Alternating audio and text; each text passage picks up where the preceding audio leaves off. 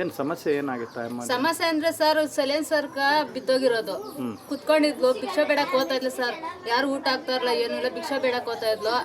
ಅದು ಭಿಕ್ಷೆಯಿಂದ ಬಿದ್ದೋಗಿದ್ಲು, ನಾನು ಹಾಕೊಂಬಂದಿದ್ದೆ ಮೇಡಮ್. ಆ ಪರಿಸ್ಥಿತಿ ಬಂದಿದ್ದಕ್ಕೆ ಕಾರಣ ಅಂದರೆ ಮೇಡಮ್, ಯಾರು ಊಟ ಆಗ್ತಾ ಇಲ್ಲ ಅವಾಗ. ತಕ್ಷಣ ಯಾರು ಊಟ ಆಗ್ತಾ ಇರಲ್ಲ, ನೀರು ಕೊಡ್ತಾ ಇರಲ್ಲ.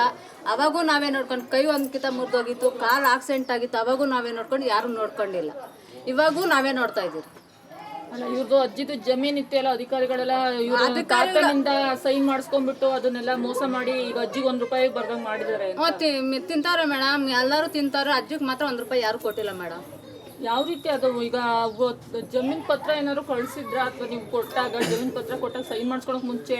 ಸೈನ್ ಮಾಡಿ ಎಲ್ಲ ಮಾಡಿಸ್ಕೊಂಡವ್ರೆ. ನಮ್ಮ ಅಮ್ಮ ಹತ್ರನೂ ಮಾಡಿಸ್ಕೊಂಡವ್ರೆ, ನಮ್ಮ ಅಜ್ಜಿ ಹತ್ರನೂ ಮಾಡಿಸ್ಕೊಂಡವ್ರೆ. ಯಾರು ನಮ್ಮ ಅಜ್ಜಿಗೂ ಕೊಟ್ಟಿಲ್ಲ, ನಮ್ಮ ಅಮ್ಮಗೂ ಕೊಟ್ಟಿಲ್ಲ. ಎಲ್ಲ ಅವರು ಬಳಸ್ಕೊಂಡು ತಿಂತಾರೆ ಮೇಡಮ್. ನಮ್ಗೆ ಯಾರು ₹1 ಕೊಟ್ಟಿಲ್ಲ. ನೀವು ದುಡ್ಡು ಇಸ್ಕೊಳ್ಬೇಕಾದ್ರೆ ನಿಮ್ಮ ಹೆಸರಿಗೆ ನಾವು ದುಡ್ಡು ಕೊಡ್ಲಿಲ್ಲ ಅಂದ್ರೆ ಇದು ನಿಮ್ಗೆ ಇಸ್ಕೊಡ್ತೀವಿ ಅಂತ ಏನಾದ್ರು ಬರ್ಕೊಟ್ಟಿದ್ರ? ಇಲ್ಲ ಮೇಡಮ್, ಏನು ಇಲ್ಲ ಮೇಡಮ್, ಅದೆಲ್ಲ ಏನು ಇಲ್ಲ ಮೇಡಮ್.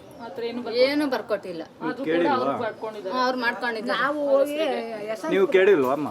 ಸರ್ ನಮ್ಮ ಅಮ್ಮನ ಕಳ್ಸಿದ್ರಿ ನಾವು. ನಮ್ಮ ಅಮ್ಮಗೆ ಏನು ಗೊತ್ತಾಗಲ್ಲ. ನಮ್ಮ ಅಮ್ಮನ ಮಾತ್ರ ಕಳ್ಸಿದ್ರು ಅವ್ರ ಜೊತೆಗೆ.